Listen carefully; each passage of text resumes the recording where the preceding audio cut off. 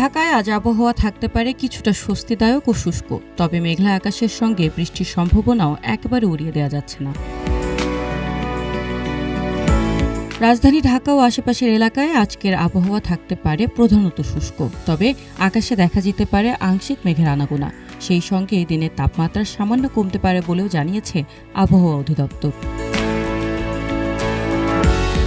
শনিবার সকালে দেয়া পূর্বাভাসে এসব তথ্য জানিয়েছে আবহাওয়া অধিদপ্তরের ঝড় সতর্কীকরণ কেন্দ্র।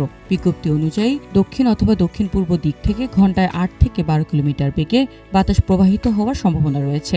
সকালে ঢাকার সর্বনিম্ন তাপমাত্রা রেকর্ড করা হয়েছে ২৭ ডিগ্রি থেকে ৬ ডিগ্রি সেলসিয়াস।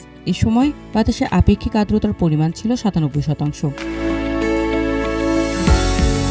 এদিকে সকাল ৫টা থেকে দুপুর ১টা পর্যন্ত দেশের অভ্যন্তরীণ নদীবন্দরগুলোতে কোনো সতর্কবার্তা নেই, ফলে এই সময় নদীবন্দরগুলোকে কোনো সংকেত দেখাতে হবে না।